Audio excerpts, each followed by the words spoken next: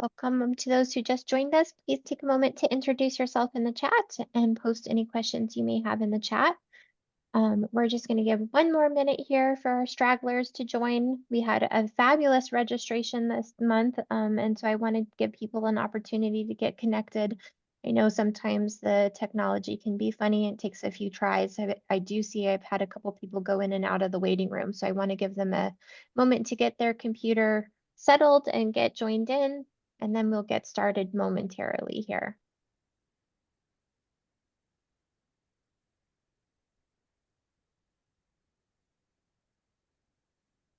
And I wanted to give a special welcome to Representative Kathleen Cates. It's great when we have elected officials join us. Thank you. Yes, thank you. Thanks for joining us this evening. Of course.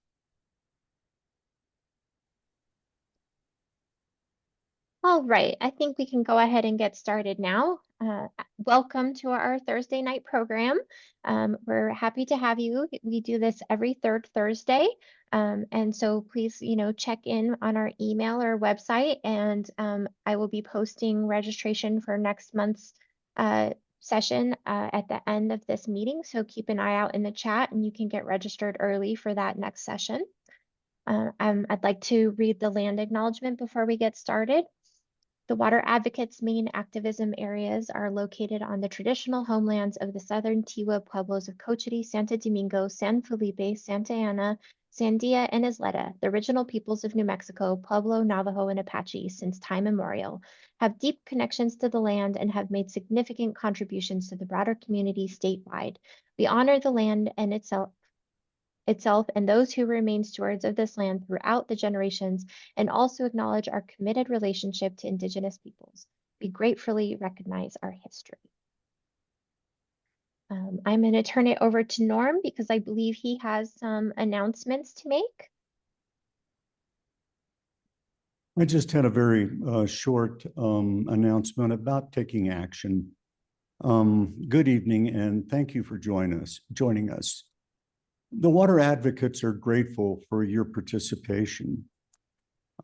We hope that you will take action after learning about the facts of aridity in this workshop this evening. The Legislative Finance Committee's Water Subcommittee met yesterday at the University of New Mexico. The first panel that was on good water by two of the governor's advisors exceeded my expectations, which were low.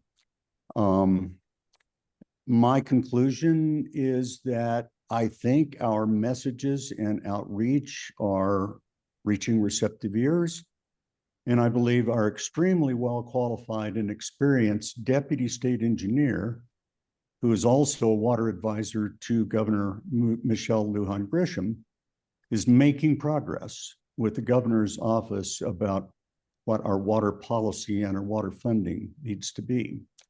I was really pleased with what I heard with regard to stewardship of our good water and the emphasis on water planning and water data and the aquifer mapping program. The second panel was disappointing, but I think better than the panel on the governor's so-called strategic water supply in August.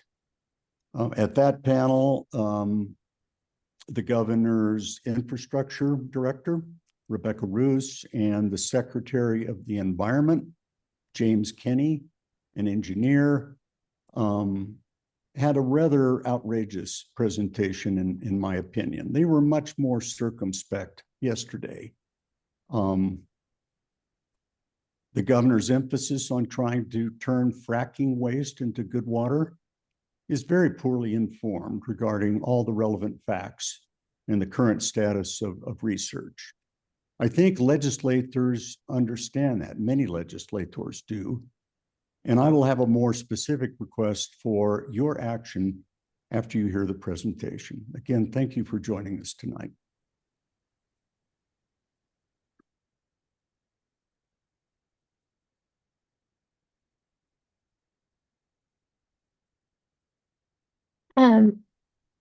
Norm, were you going to introduce our speakers? You're muted. Norm, you're muted.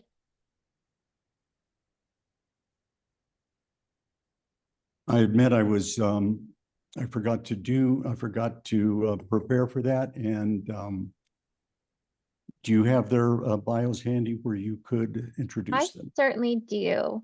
So we have the honor of having Dave and Dave present tonight, David Gutzler and David DuBois.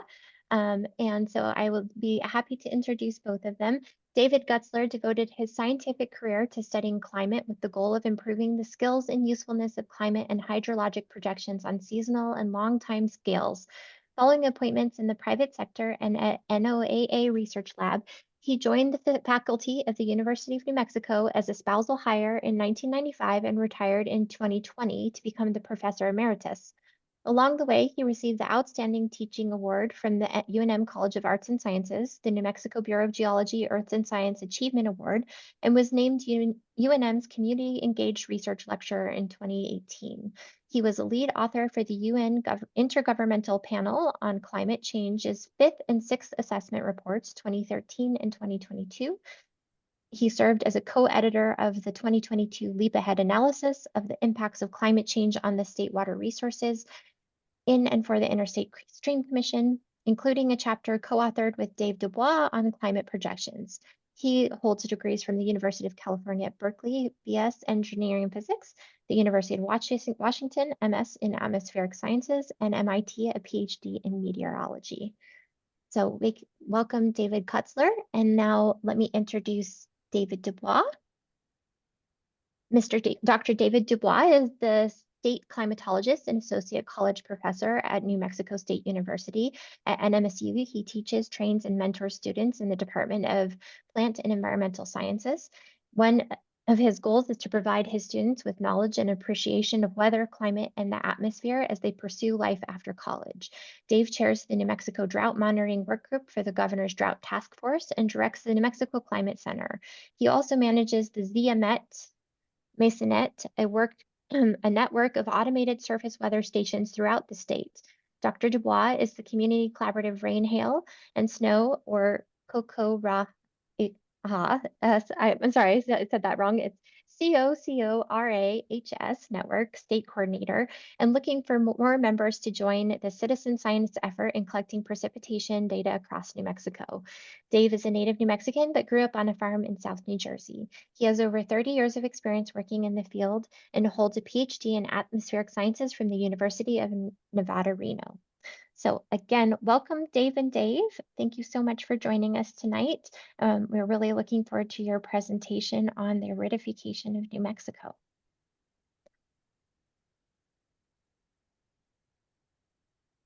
I think you might be muted. How's that?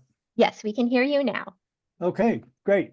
Well, I'm Dave Gutzler, and it's my great pleasure to be here and share some not so cheery news about aridification in New Mexico. And it's great fun for me to do this with my colleague, Dave DuBois. I'm sorry we're not there in person, but Zoom facilitates these long distance collaborative partnerships tremendously. So what we plan to do here this evening is trade off a couple of times and try to step you through what we know and what the uncertainties are about this process we call aridification in the state of New Mexico. So on the left here is just a quick intro to climate change in New Mexico. Those are observations, and what we see since 1930 on the top, the red curve shows what the temperature's been doing, and anybody who's been here for a few decades is quite familiar with the fact that it's getting warmer quite significantly.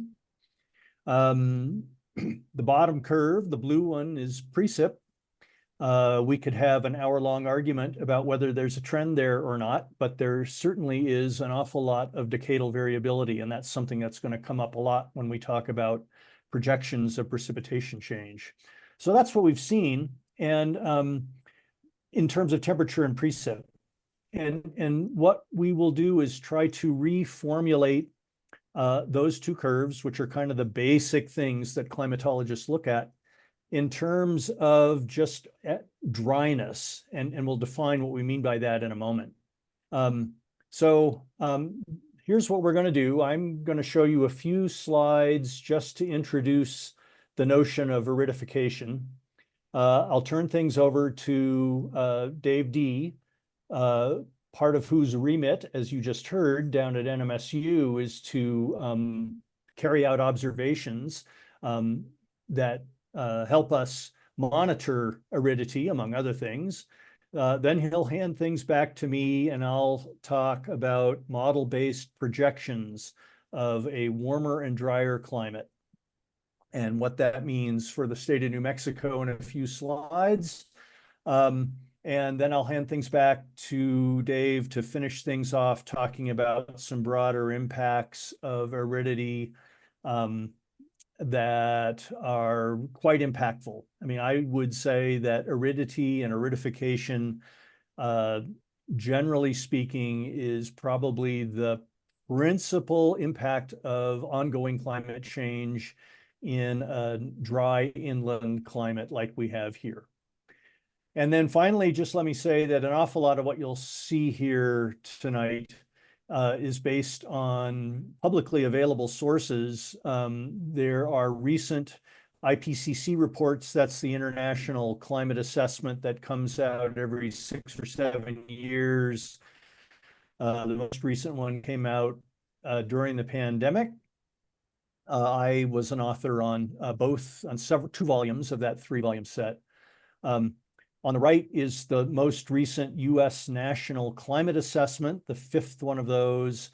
That has a bunch of good graphics too, that covers a lot of the same ground as the IPCC assessment, but focused on national climate change and national issues.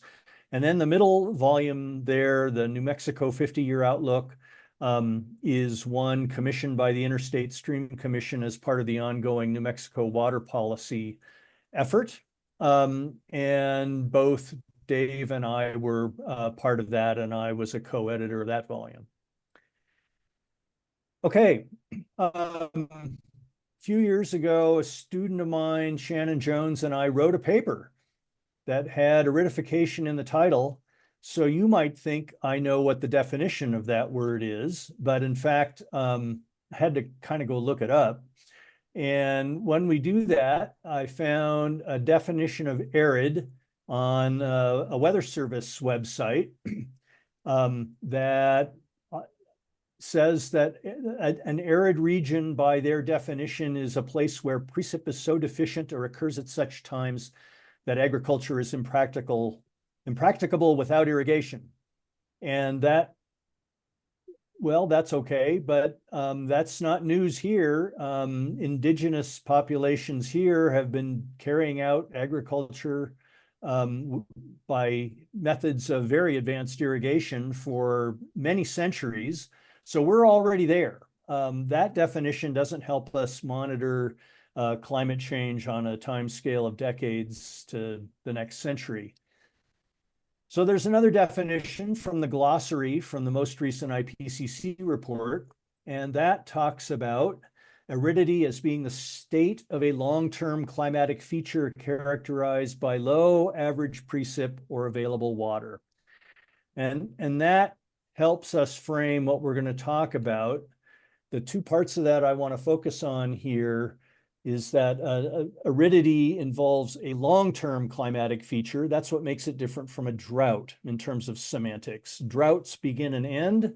They are by definition anomalous, and aridity is just a feature of average climate. And so that's where we're headed, is an average climate where it's just drier all the time. And secondly, this concept of available water helps us to frame aridity in terms of the water at the surface. And so we'll be seeing some observations and projections about the water at the surface as climate warms up. And just to help frame that, let me give you a couple examples. There's the Sahara Desert. We don't talk about drought in the Sahara, at least this part of the Sahara. It's dry all the time. And so, and again, this is kind of a matter of semantics, that droughts end, and nobody expects, at least in human lifetimes, that this part of the Sahara Desert is going to be anything other than dry. So that's aridity. Here's another example. This is the southeastern subtropical Pacific Ocean, which in a former job I studied at one point. It never rains there. So there's a big region in the southeastern Pacific, south of the equator, where there's essentially no precip.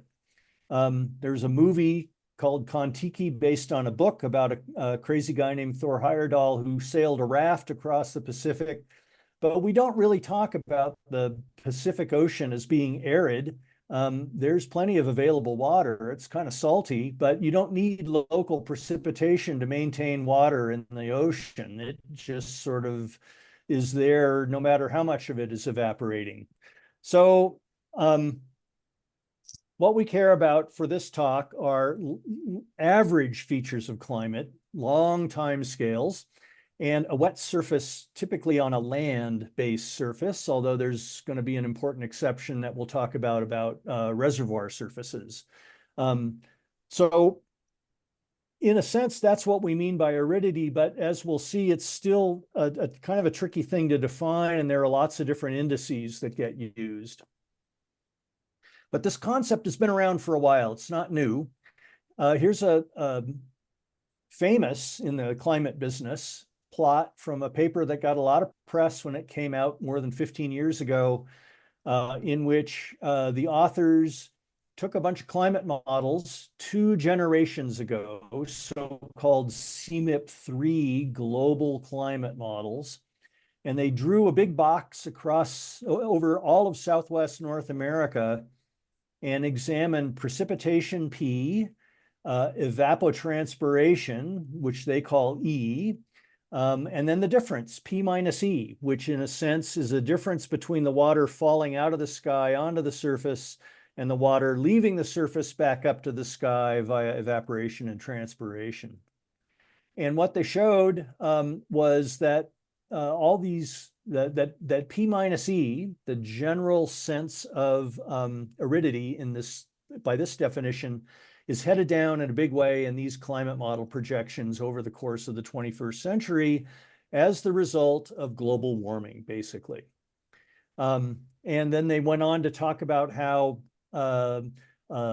this P minus E change they associated with what we call the global Hadley circulation, if you've taken a climate class, which has a subsiding branch. That's where a lot of the world's deserts are in subtropical latitudes, that intensifies and spreads north as the climate warms up.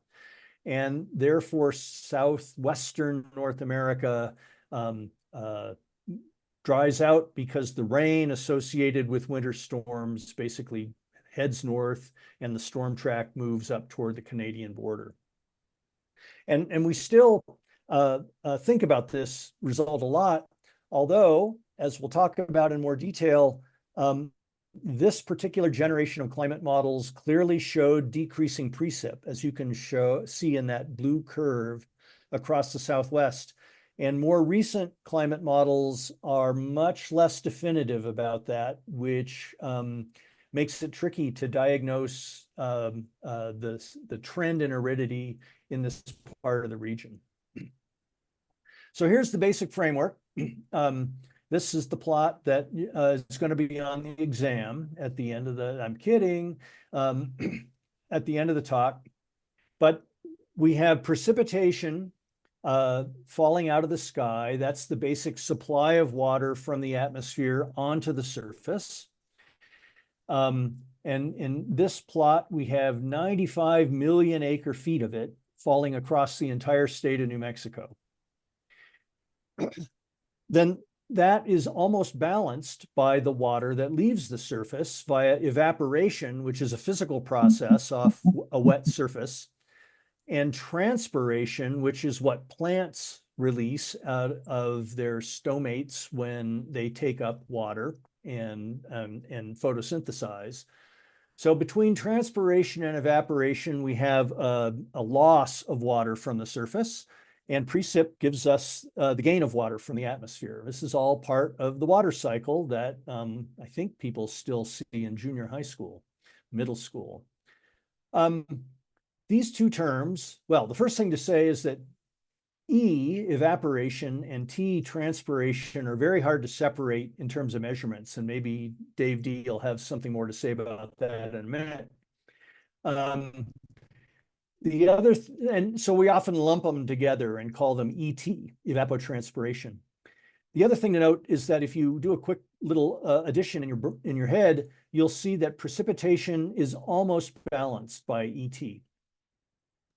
And so what's left, which is the water we use and care about a lot, runoff into rivers across the surface and groundwater recharge, those are tiny numbers compared to what comes in from precip and what goes out by ET. This is a statewide average. It matters a lot where you are, whether you're on a desert sandy surface or in a forested mountainous region.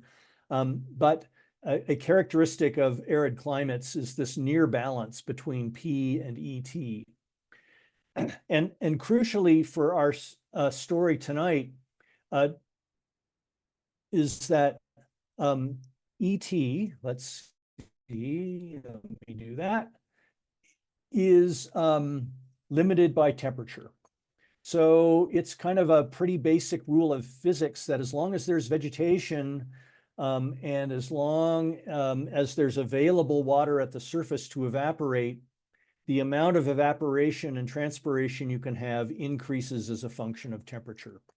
And that's the worrisome part here, is that at least the potential for evapotranspiration increases as the climate warms up. And we've already seen that we've already had several degrees of warming in New Mexico over the past few decades.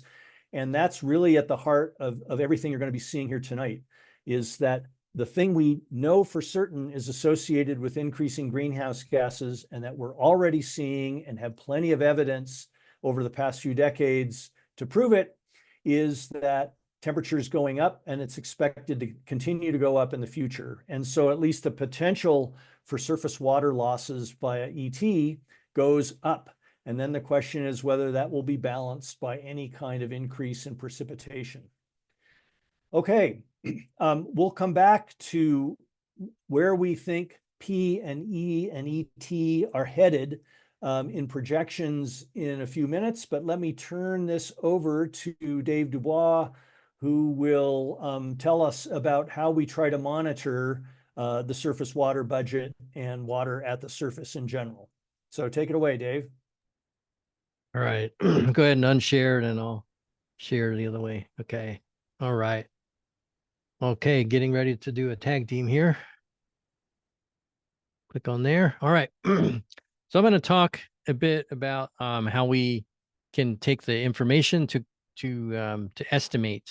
Remember, Dave gave us some really good basics, good foundation for what we think aridity and how it behaves a little bit. And so I'm going to talk a bit about the observations. There are many ways to think of aridity through either basic variables of the environment measurements, and I just did a quick brain dump real quick on this slide, and it didn't put a lot of thought into it, but it's more of how we look at basically the same kind of things that the climate models produce. The first thing we look at is temperature, because that's the slam dunk thing that we're already seeing change across the world, that climbing temperature trend. And then we also need to look at the amount of water vapor in the atmosphere, and there's various ways to measure that.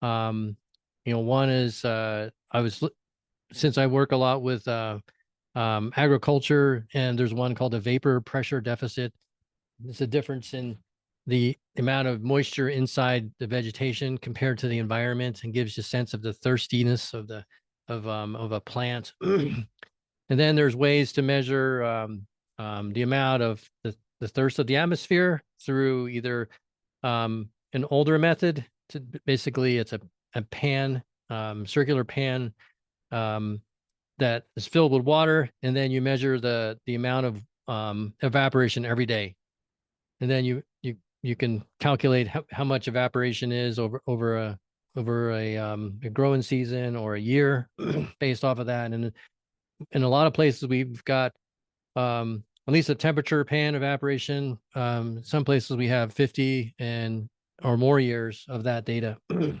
New Mexico. Some are shorter, maybe 20, 30 years. Another one, Dave mentioned the ET, which is evapotranspiration. That one is a little harder to measure. It takes a little bit more work. We do that regularly to estimate the amount of water needed for irrigation, and we do that regularly in a lot of our places around the state.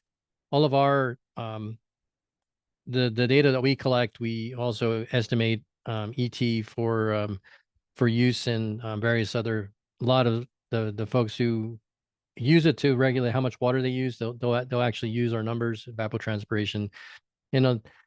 There's within that, there's as Dave mentioned, it's a function of several other variables. And so and the biggest one that we're concerned about is temperature, but it's also within that evapotranspiration, there's the amount of sunlight, and there's also wind speed, and also the amount of available water vapor.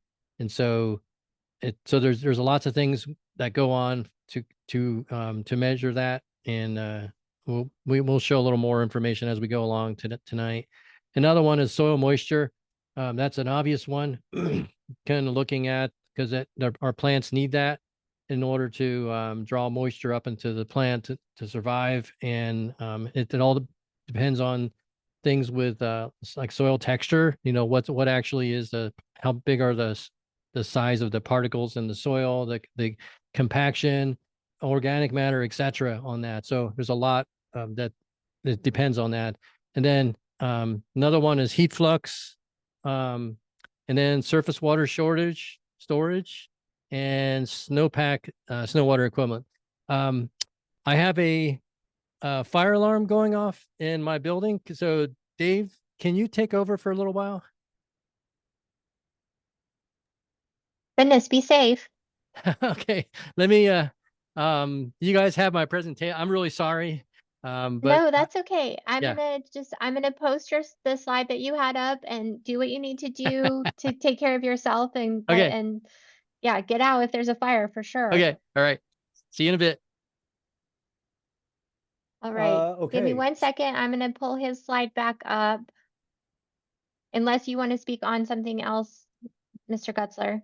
Well, we could do that either way. I could wing it through Dave's slides, or I could do projections and we could come back to observations. Either way works for me. What's your preference? We could just plow through it, and I'll apologize to Dave DuBois in advance for ad-libbing his slides. Okay. Give me a second to get it into presenter mode here.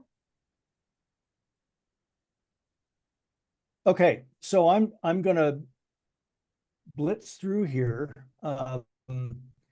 As you can see, there's a lot of ways to measure aridity, and you get different kinds of information from all these different variables. And I think he's already covered most of them. So why don't we go to the next slide? Okay. So what the New Mexico Climate Center, which Dave directs down at NMSU, helps to coordinate. He has his own network of stations.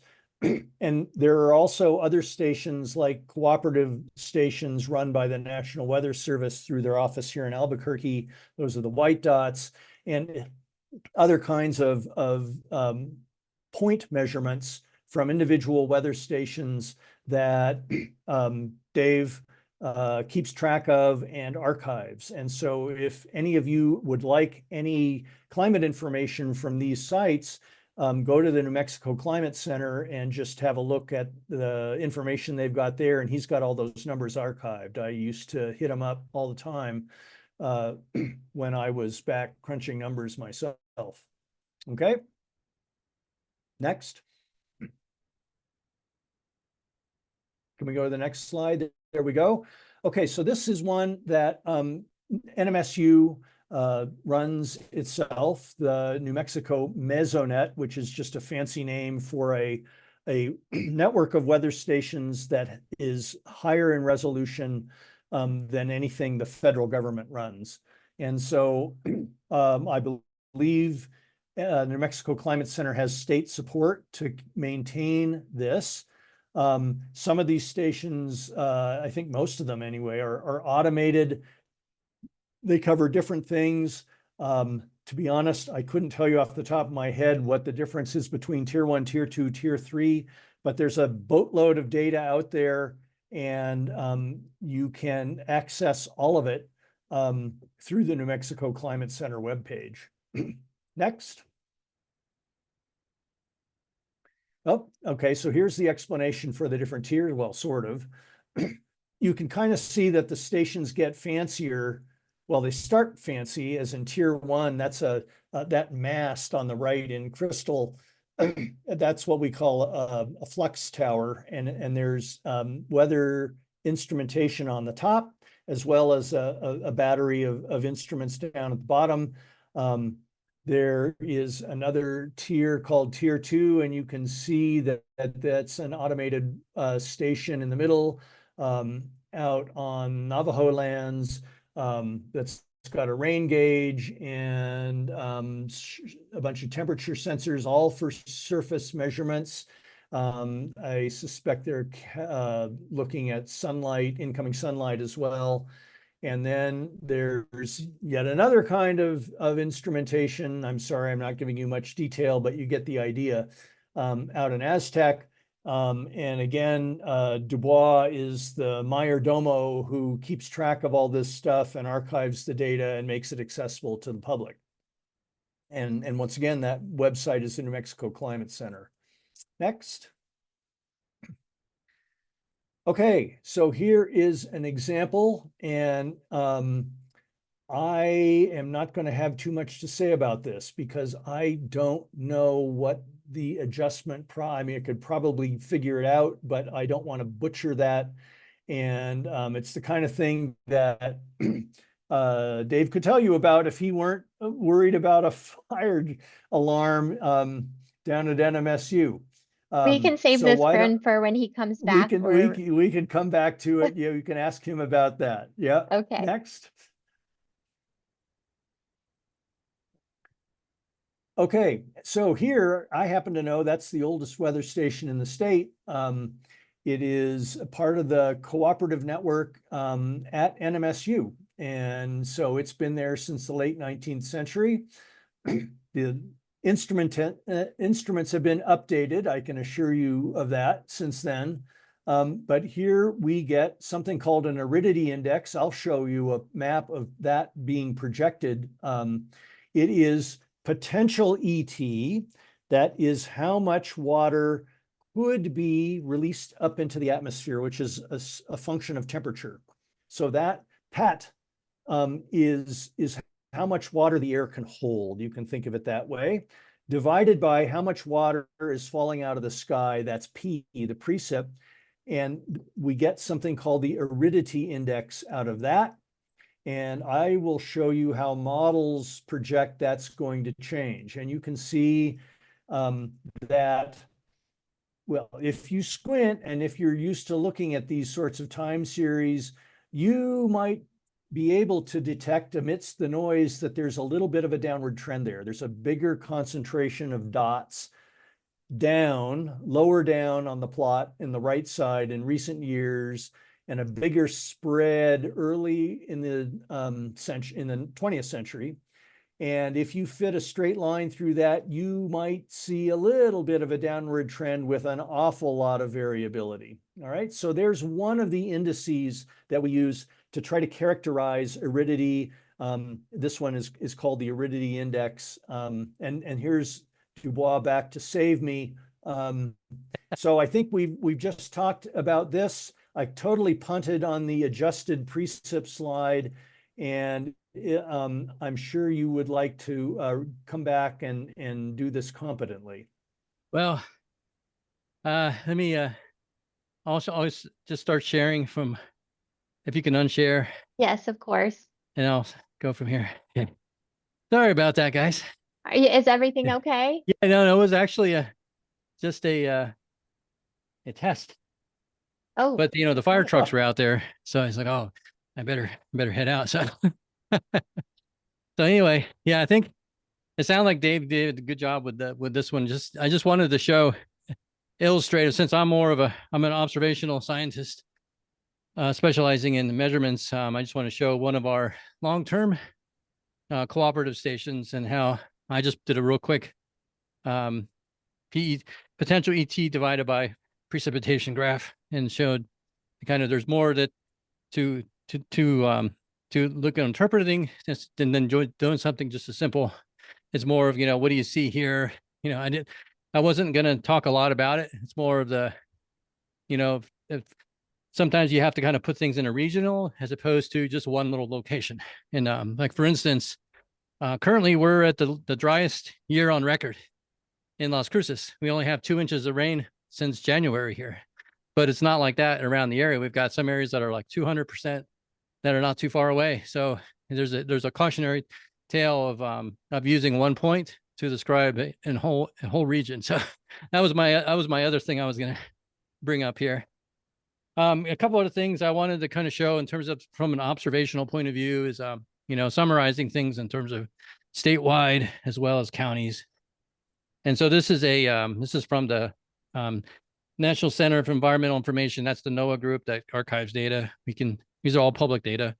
Just showing the summertime trends and high temperatures from 1970 to last year. And there you can see they're all positive numbers, ranging from 0.5 all the way up to 1, all the way up in DeBaca County, and kind of seeing the trends. And this is part of that. Whenever we talked about that, temperature is like one of the most strong variables that we have to look at things. And this is kind of an example of that, as well as this one. This is from last year, looking at our station data, then just counting the number of 100-degree days last year. And so you can see, kind of pick your area where you're from, looking at a lot of zeros, but then there's some areas like Roswell. We've got, let me hide the little bar here. 67 days of 100-degree. We had 51 in Las Cruces, and even out in the Four Corners, they're not immune from 100-degree days. Had 19 in Aztec, 14 in Farmington Airport. So this is kind of this is 1 year, but we've got it. This is kind of putting together that climatology over time, and looking at one individual year, but then put it in context of, say, the whole period of record going back to the late 1800s. So I also wanted to show this because I didn't know the scale of the geographic region, putting both Arizona and New Mexico into it. This is based off of observations points, and bring it into a gridded data set called PRISM, and gridding it and making a gridded data set to look at 90. And this was a 95-degree days because I was mainly concentrated in on the northern part of New Mexico, where we can get, some places don't get 100-degree days, but they can get 95-degree days. So some of even the Four Corners, like Window Rock, getting 10 days above 95. So, just kind of looking at, this is just 1 year, but kind of showing you that what kind of things that we look at over on looking for trends in these is for looking at aridification, aridity changes. And another thing I like to do is I'd do the drought monitor for New Mexico. And one of the things is, that's drought. That's kind of a lot of our droughts are from short-term causes, from like La Nina, or kind of a delayed monsoon, or kind of a ridge setup where the high pressure sits and kind of blocks the monsoon, or depending on what time of year. But we do get impacts of really warm periods. And then I always wonder about this, looking at last year. So that the left graph is showing the rankings from starting in November and then going back. So the summer was the warmest on record from 23. And then on the right is the U.S. Drought Monitor from the second week in November of last year.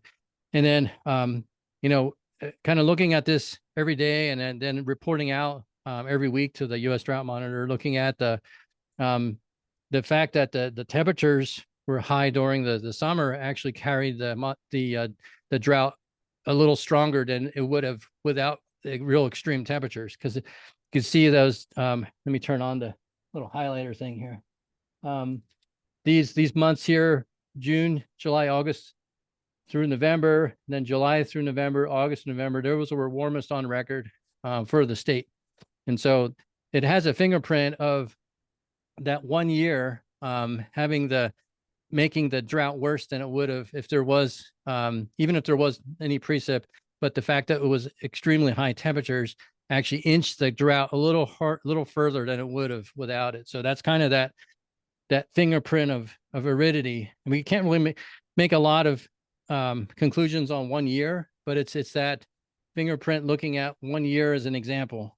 And then we also look at things like soil moisture. This is just 1 week worth of data from satellite, the GRACE satellite, and she kind of shows you the areas where they're dry, not only from the combination of not having precip, but also the warm temperatures, because this is the root zone, the shallow groundwater, where it's some of that is lost through the top part of the soil through the warming temperatures. So not an exhaustive view of all the observations that we possibly could use, but it's kind of a snapshot to see what kind of things we do use that are at our fingertips. All this is public data that we can use. So I think that is my last slide back, and I'll give it back to Dave to talk about modeling.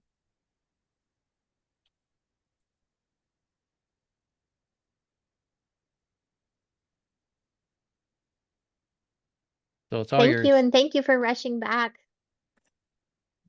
It's only caught my breath now.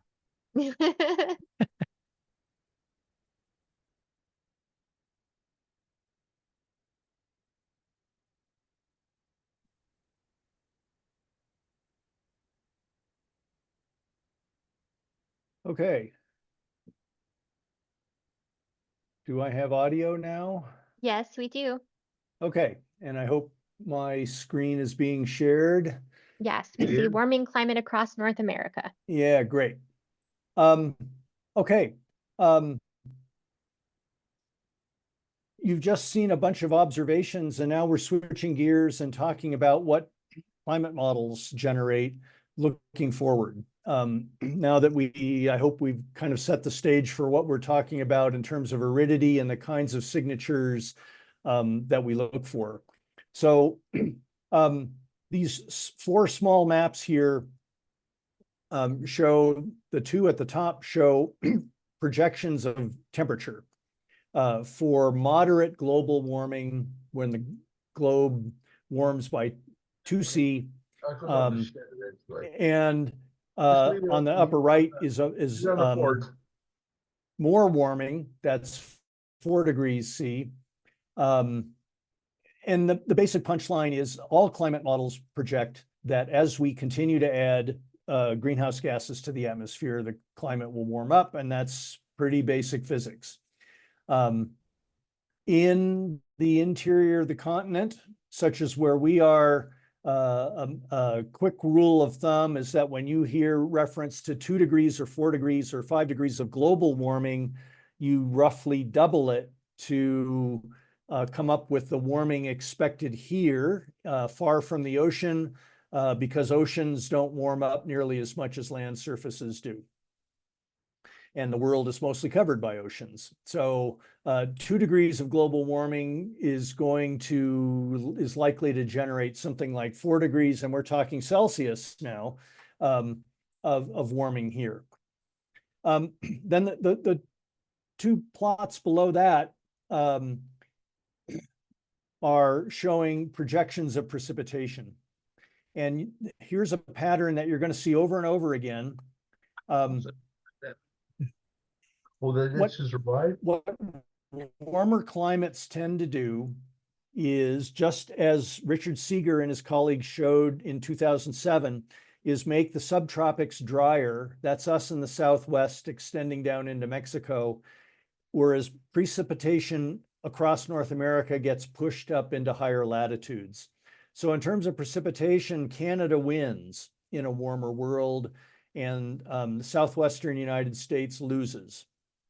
And Mexico loses even bigger. So that is still what models are projecting, but as I'll show you in a moment, the definitiveness of that projection has diminished in more recent generations of climate models. So here are, now we're focusing in on the US more. We have a set of plots on the left from the US climate assessment in 2017 that shows that kind of change broken down by season. So these models on the left are 1 generation newer than the models that Seeger et al. Used in 2007. And then the most recent models for assessments that came out very recently are shown on the right. The basic pattern is always the same, so that's quite reproducible. We have Southwest getting somewhat less precipitation and more precipitation up at higher latitudes. The strongest signal is in the spring, as we see in the upper right plot on the left. And what I want to point out on that slide, on the plot on the left, is the hatching that covers much of the US. And that is where in these models, this is an average over many simulations using many models, and the change in precipitation is modest, even if you can see it on a colored map, but it's modest compared to natural variability. On the right, we can see, if you can squint, that shaded area that's tan in the Southwest, we're looking now at the CMIP-6 GCMs. This is the newest generation of models, and they're showing average annual precipitation changes across the Southwest anywhere from 0 to 10% over any kind of warming level. And it varies a lot from model to model. Some models generate a lot of precipitation decrease. A few models even generate precipitation increases. So that 0 to 10% decrease is an average of a lot of models with a lot of spread. And if you compare that to a plot that looks like this now on the left, that's a plot we put together for way back in 2006. I helped write another assessment for the Office of the State Engineer, and that's a time series of reconstructed precipitation in northern New Mexico from tree rings that just shows what we now would call the drought history of New Mexico over the past 1,000 years. And you can see that on decadal time scales, big droughts happen a couple of times on average every century. And then they're interrupted by wet spells, and that goes up and down, plus and minus 20%. So this 0 to 10% decrease in precip that's projected from human-caused climate change maybe is approaching what we have learned to deal with naturally in terms of drought cycles, but it's not exceeding it. So we're still kind of within the bounds of what nature has thrown at us over the past 1,000 years. But there's another way of looking at it, which I think is more important for managing water resources. What this implies is that if some long-term change toward aridity, as shown in the right-hand maps, happens across southwestern North America, then those droughts, which we think of as just natural fluctuations, probably driven by slow changes in Pacific Ocean temperatures, when those droughts occur in the future, they're going to be worse because they'll be superimposed on an overall climate that's more arid. And that's the real punchline for me. I don't think what's going to take us out or cause our society to collapse or anything like that is going to be a slow decrease of 5 or 10% in precip. But when you make the droughts that are already severe and make them that much worse in the future, that's when we're going to run into some real problems. Okay, so now let's put these numbers together, temperature and precip, and come back to some of these aridity indices that Dave D talked about from observations. So here's something that we call the climatic water deficit. And that is simply the difference between what could evaporate from the surface, that's PET, the potential ET, minus what actually does evaporate, either that you could measure or that a model projects would come out of from either evaporation or transpiration. And so the difference is a deficit in what the atmosphere could take up, and it's indicative of a surface drying out. And you can see that the Southwest and New Mexico in particular is like a bullseye for a projected decrease in the surface, in the climatic water deficit. The other really interesting thing from this analysis shown on the right is that because there's so much variability from one model to another in terms of precipitation, what these guys did was on the upper part of the upper map shows just the wettest of all those climate projections, the wettest 20%. And you can see that the Midwest is, the climate deficit is gone. If anything, it's getting wetter. And in the bottom is the average of the driest 20% of projections, and the dryness increases by selection. But the bad news for us is that despite all this uncertainty and variability in precipitation, in the upper right plot, you see the western part of North America, and especially the Southwest, this climatic water deficit gets worse even in the wettest of the precipitation simulations. So the conclusion we reach is that despite all the variability and uncertainty in our projections of precip, we still think that that essential conclusion that Seeger et al. Published 15 years ago is still very likely to happen. In fact, in all of these simulations, this particular climate index, the climatic water deficit, gets worse. Okay, on the left here is a projected change in what can be transpired up into the atmosphere, the projected change in potential ET, which is essentially a function of temperature. And if the temperature is warming up, then PET goes up too. And all that red color is PET going up, and it's just a matter of, more or less. But it's all getting, the potential for evapotranspiration just goes up in a warmer climate.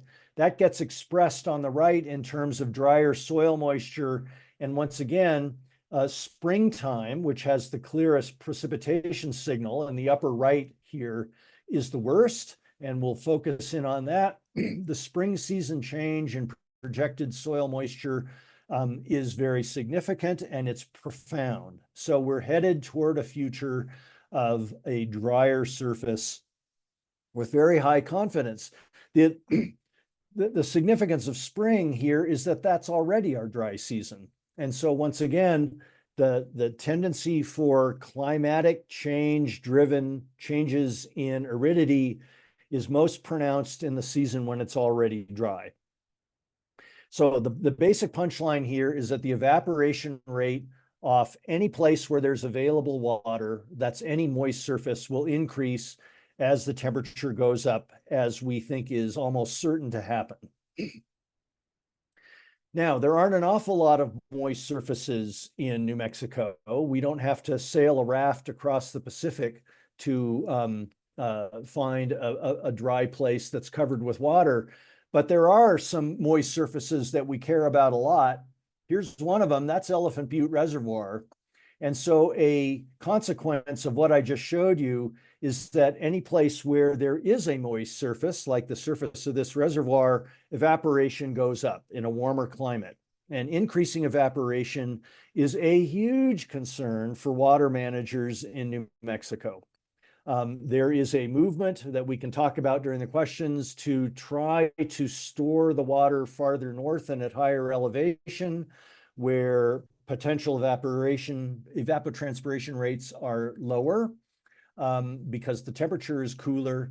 But we already lose a lot of water to evaporation off Elephant Butte, and that's a problem that is almost certain to increase as the climate goes up.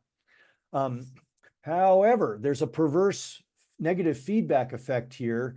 As the level of Elephant Butte drops, the actual surface area of water to evaporate decreases. And so there's a little bit of a savings built in there, but we wrote a paper just a couple of years ago that showed that the effect of decreasing surface area from Elephant Butte doesn't save us, because the projected inflow into Elephant Butte goes down even faster. And so I'll show you some plots there in just a minute. One more index here. This is the aridity index that Dave DuBois showed you. This is a plot from our recent ISC assessment. This is the way that Fred Phillips at New Mexico Tech likes to look at the aridity index. He divides PET by precip, the way Dave DuBois did in that observational plot. And what you see here is, rather than the whole map just getting red, that this aridity index tends to emphasize places where there's at least some sort of moisture to evaporate that will diminish in a warmer climate. And so the mountains dry out more in a percentage basis than the lowlands in New Mexico here. And that has consequences for wildfires, which Dave DuBois is going to talk about in a few minutes. I'll end up here just talking about a couple of projections of stream flow.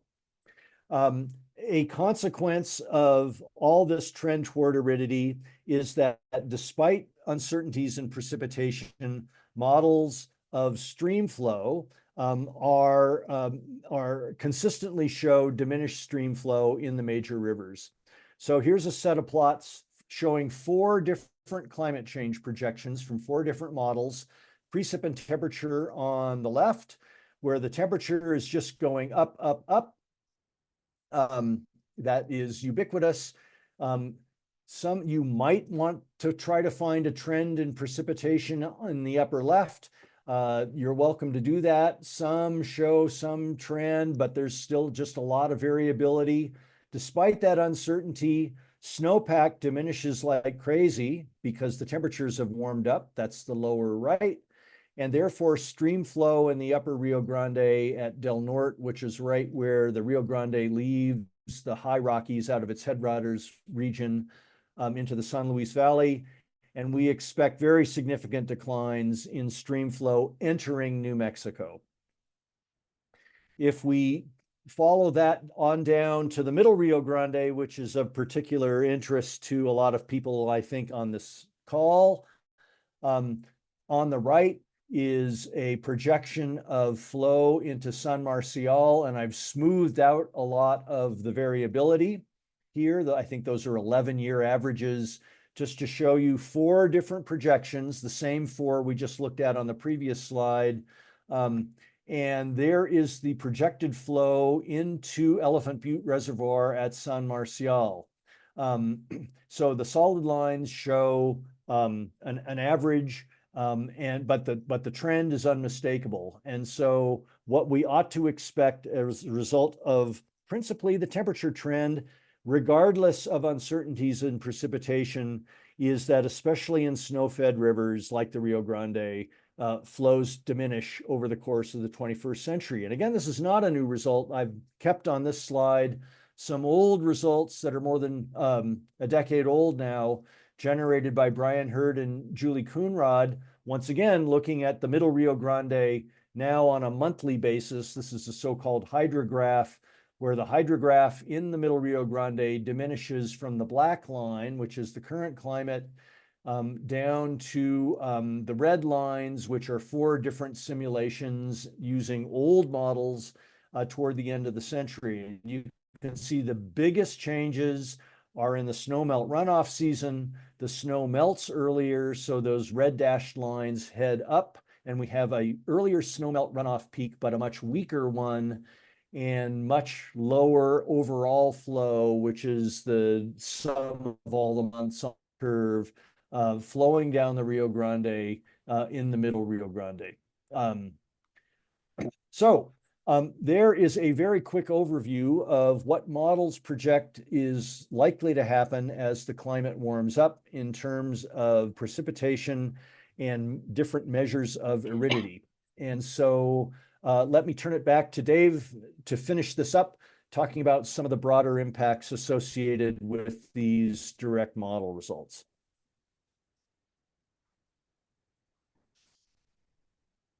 I'm going to skip this slide and let Dave take over, I think. All right, sounds good. Let me Yeah. number 4, fourth tag team. I'm still on my meeting. It goes till 8. That's right. All right, let me hit the green button here. Sorry and about that. get I started. think I've got everyone muted now. Okay, no problem. I'll speak up. So I'm going to give some examples of some of the impacts. Dave gave some really great examples of the stream flow and Middle Rio Grande, and we're going to talk about some impacts to some of our really of things that we hold dearly in New Mexico. The first of all is water resources. These are kind of the big picture bullet points. Dave did a great job in talking about less water coming down the Rio. And it starts at the headwaters, not only for the Rio Grande, but the upper Colorado. Same kind of issues there. A lot of the trends in the stream flow are based off of a warming climate, as well as looking at the snow water equivalent declines. So bottom lines are, the less reliable water for agricultural users as you get below Colorado, and some of the issues that we're dealing with, especially at the snowpack level. We sometimes will call them snow drought, that the probability of those are happening more often, as well as the temperatures of the precip could be warmer, and so that relying more on rain and snow on some of the early and later part of the winters, that changing our hydrologic system. And then as Dave mentioned, that last slide there, that looking at earlier snowmelt, the peaks are lower, and then also they start maybe earlier. And we'll talk a little bit, keep that point in mind a little later in a couple more slides, and I'll talk more about that. And then issues with soil moisture, as we get an earlier snowmelt, the runoff will curtail earlier, leaving a lot of our areas with lower soil moisture later in the spring and of course in the summer. And so what I particularly show this background slide is on the Chusca Mountains in the northwest part of New Mexico, and it's one of those higher elevation areas that are key to wildlife, both the wild species as well as grazing in some of those areas that rely on water, and those are the ones that are at high risk. Going a little further into the agricultural impacts of seeing the aridity changing, kind of some of the threads we've been talking about throughout the talk here is that evaporation and that evapotranspiration, mainly being led by temperature, has a lot of impacts on plants and higher water needs, not only for the crops that we produce, the production crops, but also the natural, the forage crops, just like this picture over on the right here. Some of the high elevation grazing can be impacted. And then as well, it has an economic impacts as well for agricultural producers in terms of hauling water to our areas, and then as well as supplemental feed because of the high ET hit on the vegetation. And then some of the other things that we've been talking about, and a lot of this has been really been hit hard during some of the last droughts, especially one that was after one of our La Niñas and ending in right around 2011, 12, where we saw heat waves as well as a lack of water having impacts on animals out in the range areas. And then also talking to a lot of our producers in some of the range areas, having the reliability of existing water sources threatened, and not only the quantity of water, but the quality of water becoming decreased, because once you reduce the volume of some of the storage tanks, the pathogens and the impurities, the concentrations of those go up and becoming less useful for animals. Another part of the following on the thread of the increased temperatures, we see heat waves, and it's not only threats to our natural systems, but our anthropogenic, our human, our way of life. And just I showed the picture over here on the right, as urban heat islands become more and more talked about. We've got the man-made surfaces like the sidewalk, and then the pavements are on the order of hundreds, 100, nearing 150 degrees Fahrenheit, where the shades in our areas that we have refuge in our urban areas become more and more important. So that is another byproduct of more arid. I think there was a question about the unevenness of precipitation, and that could be one of the other things that could pop up, and having the same amount of precipitation, but it may be separated over time.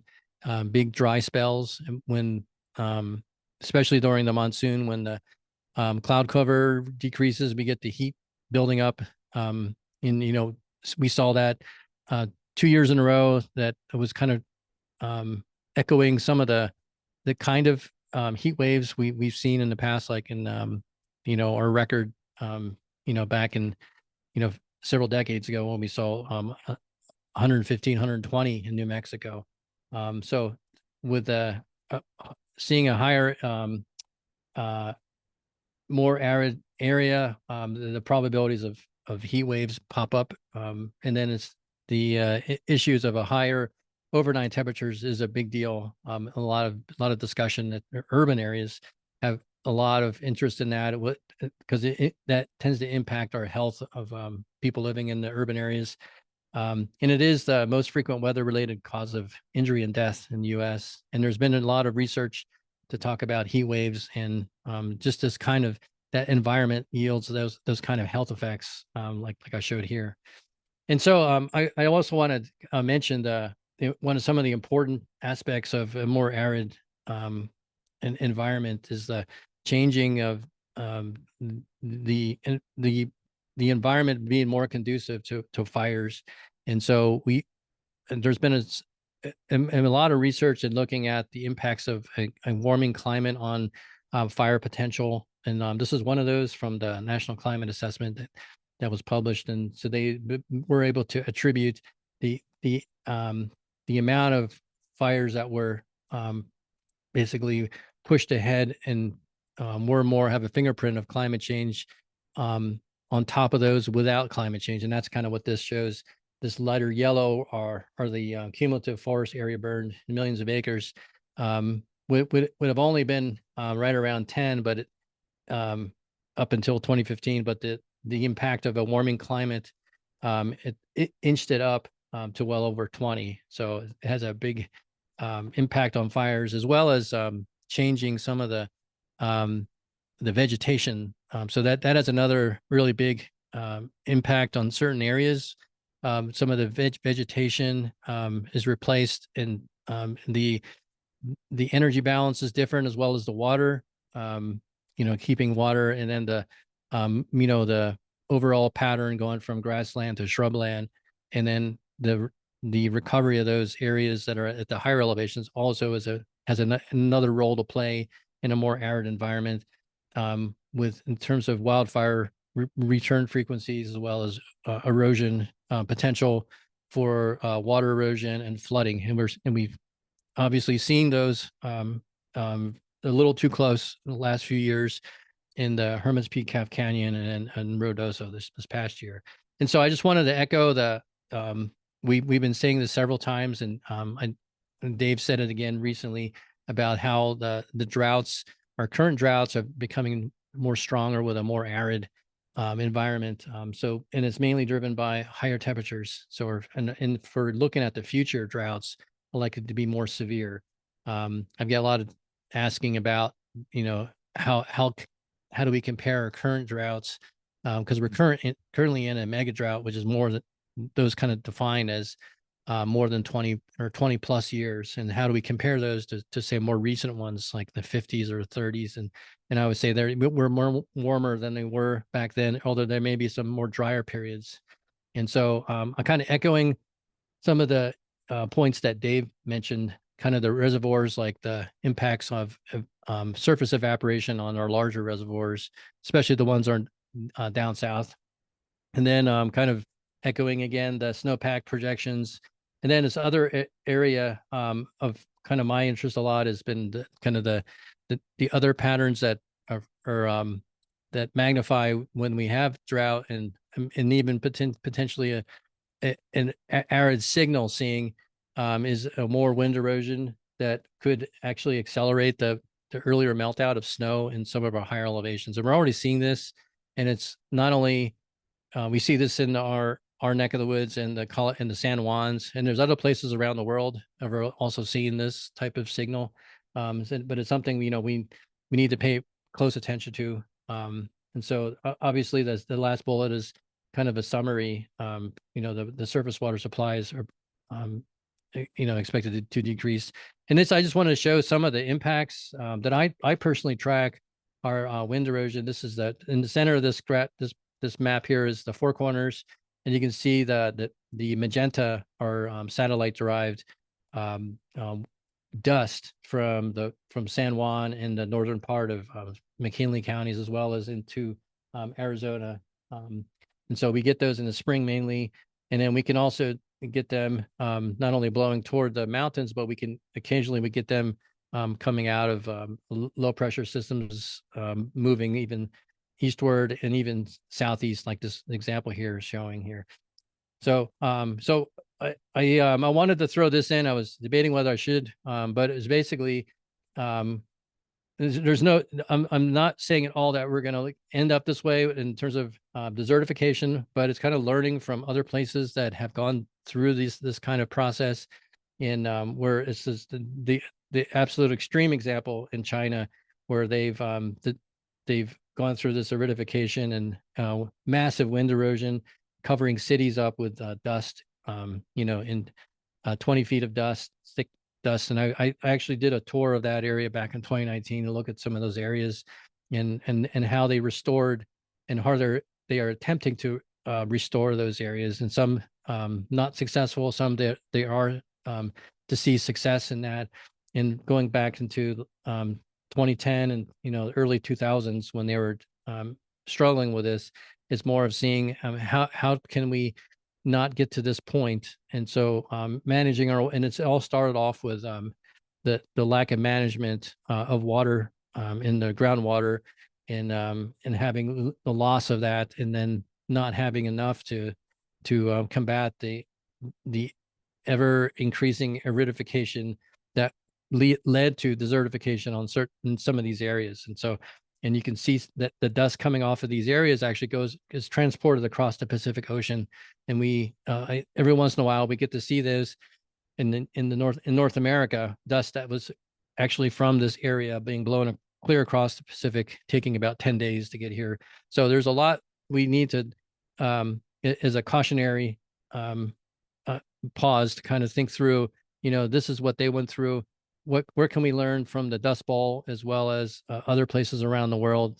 There's another area on the Aral Sea, Uzbekistan, where they're struggling with this kind of issue as well. And so there's a lot to be learned, and we can learn from them as well as them learning from us, of course. So I will hand it back, since with a tag team is back to to Norm, I guess.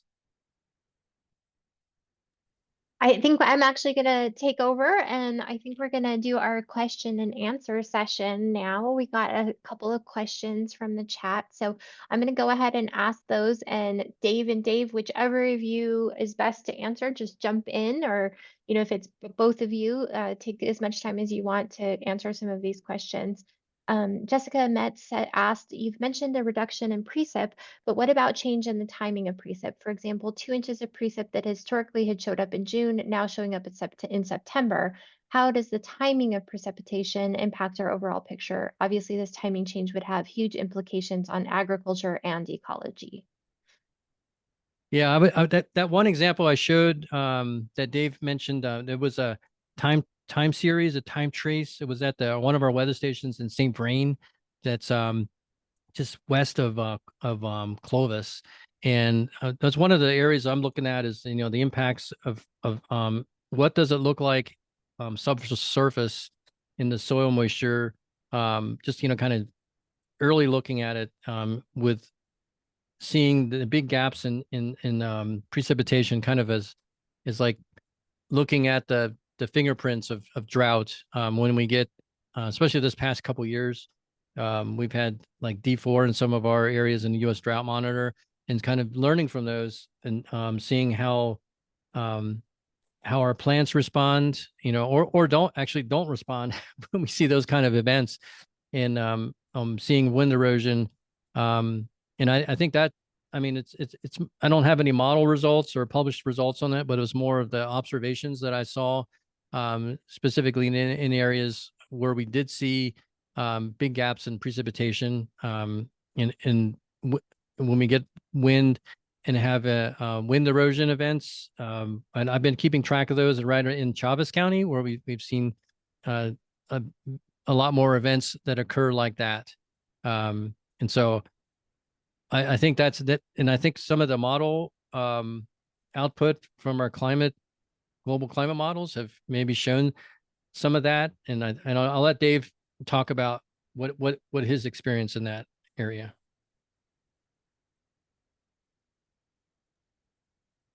Yeah, I'm not sure there's an awful lot we can say with confidence.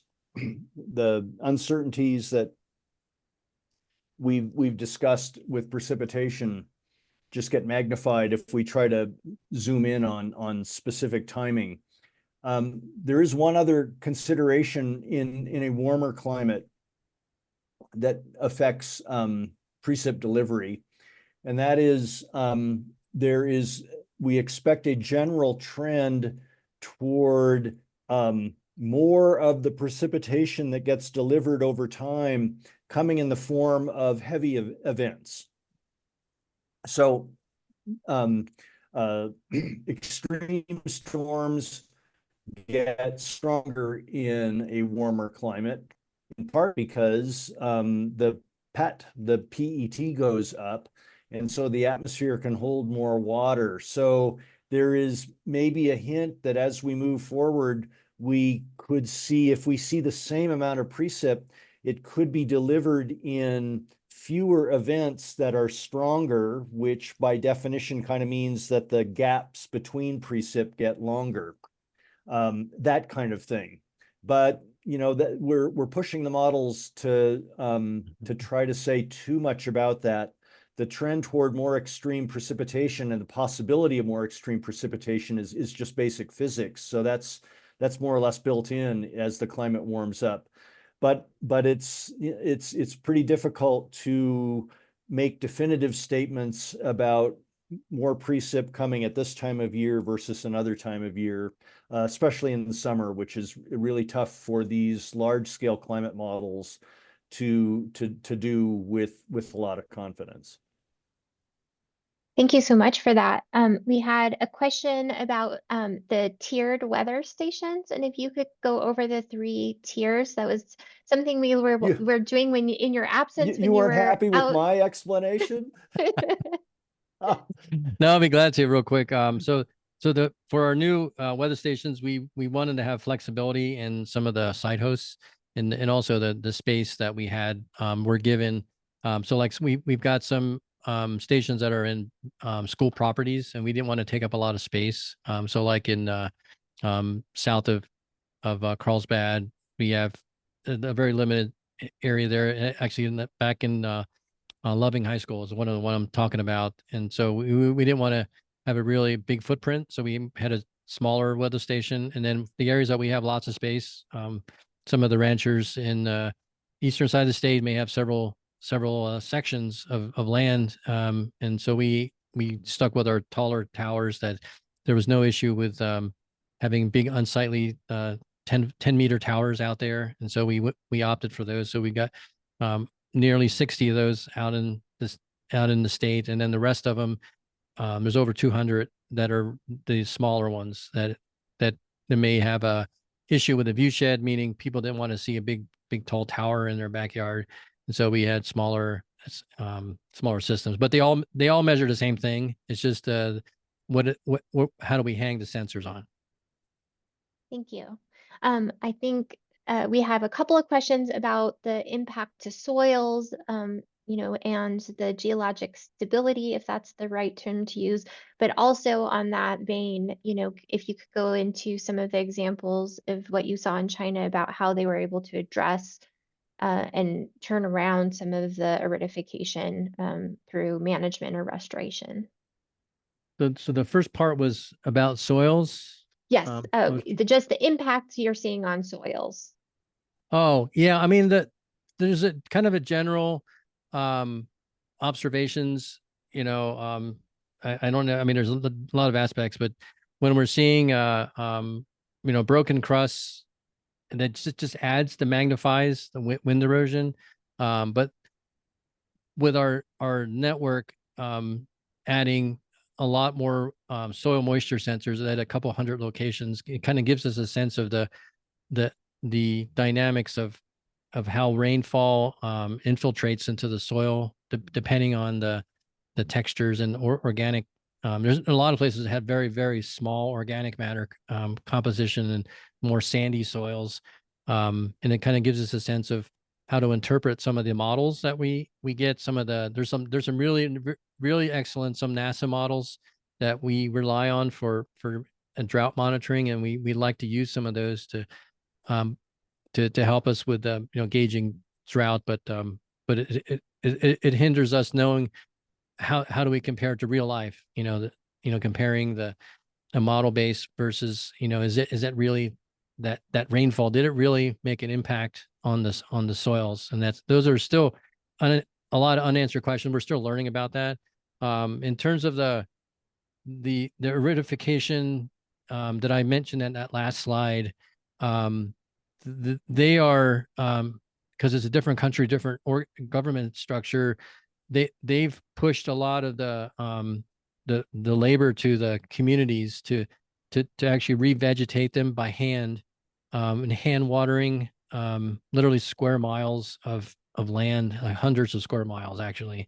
And when I flew back, I intentionally took a window seat to photograph all the way across the Gobi, the southern part, to kind of see how that, and kind of just to appreciate, and to kind of take in, that the impacts of massive groundwater withdrawals has on a landscape, and then what it takes in terms of manpower, people power to actually revegetate and change, to even have it something so it's habitable. That was what hit me a lot, and it took several weeks to kind of really digest all that when I saw it. Thank you. So Julie had a great question, and I was kind of seconding that when I was listening to the presentation. Most of the data seems pretty dire.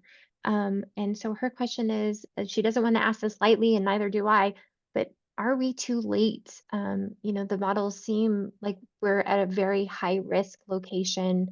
I think some of the graphics that Mr. Gutzler presented show that New Mexico is kind of in that bullseye point of all of these changes, and what opportunities are there for us to turn that around, and not have such a huge impact, that we see in those models.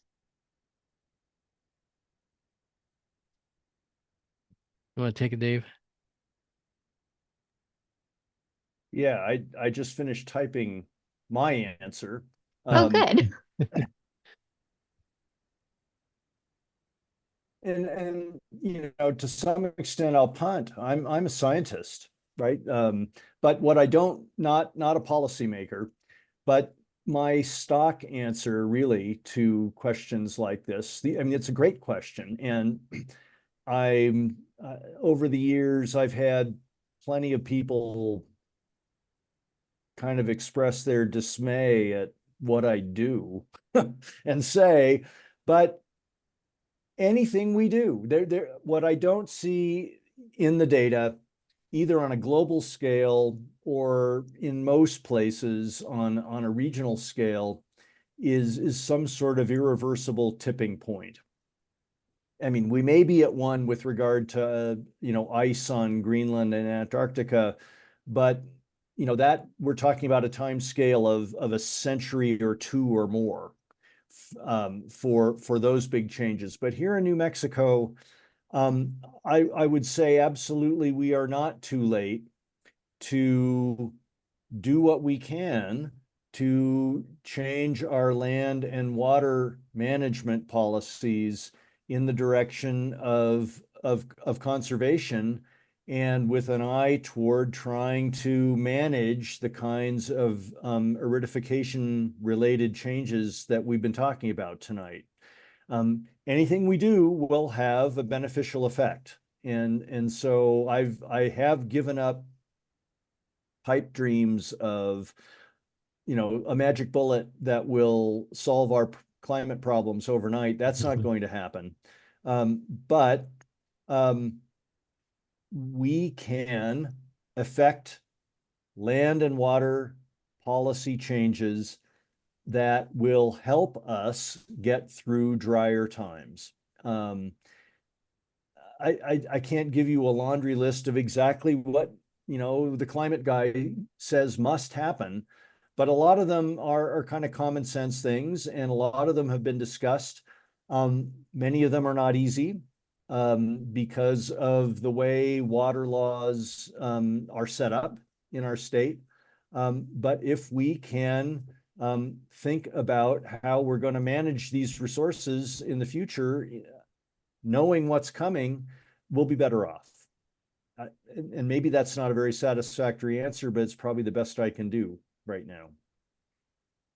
No, I think that is a great answer. And I think that's a good segue into some of our closing statements and our take action request. Let me get that slide up for you guys. And Dr. Gutzler, I apologize. I was saying Mr. and I that's the wrong title. I was informed. And so my sincere apologies to both of you if I said Mr. instead of Dr.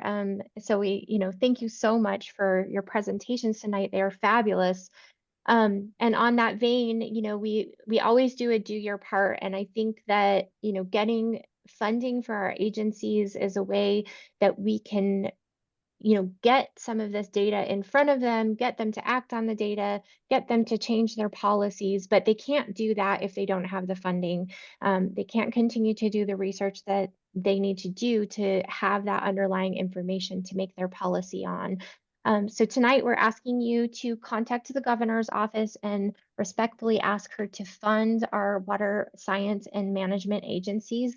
so that they can do the critical work that's needed to be done to protect New Mexico against aridification, and to call your legislators and ask for the same thing.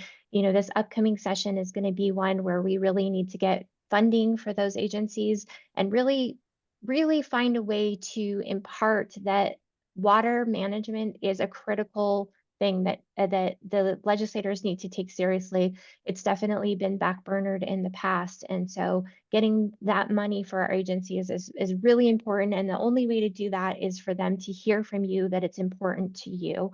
I'm going to post that link in the chat so that you don't have to type it down, because that's a long one.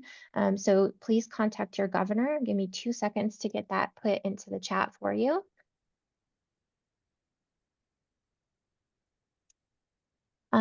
And then let's see, did that got put in? Oh, sorry. I have too many screens open. I'm trying to manage all of my screens here. Give me 1 second. My apologies. All right, so our upcoming workshops. We have a fabulous workshop in October about the Aquifer Research Monitoring Program and implementation of the Water Data Act. These are 2 additional pieces that need funding specifically. Both of these programs will provide us a basis for the information that we need to do regional planning in New Mexico. Without this data, it is really hard to know exactly where we stand and what our foundation is. And so getting these programs funded to determine what that foundation is very important. So please come in October to hear that presentation. And then in November, we will be talking about the 2025 legislature and water resource management priorities and what you can do during the legislature to help get the word in front of your legislators and others, how to talk to the committees to make sure that these things are a priority. So again, Stacy Timmons will be doing our presentation in October, and I will post the link to, sorry, I clicked on the wrong thing. 1 second. I will post the link to register for that workshop in the chat as well. I saw that some of you were able to register right away last month for this month's presentation. So go ahead and do that, and then we will send you a registration reminder the day of the meeting. So that's a really good way to make sure that you don't miss our presentations. It's just go ahead and get registered.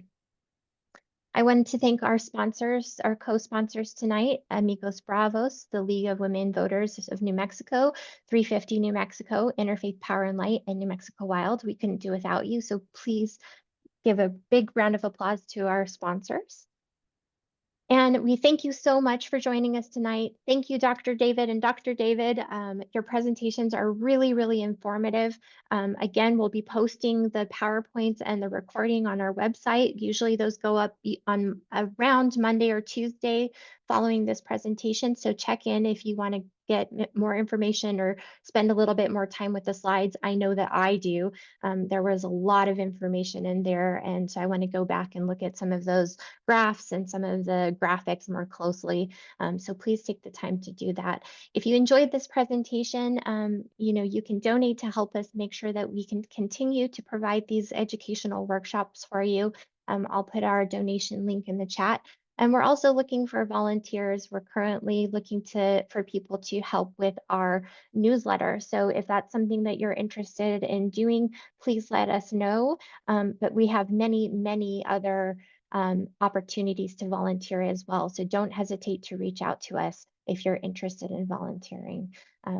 So again, thank you for your time tonight, and I hope you have a wonderful rest of your evening, and we look forward to seeing you next month.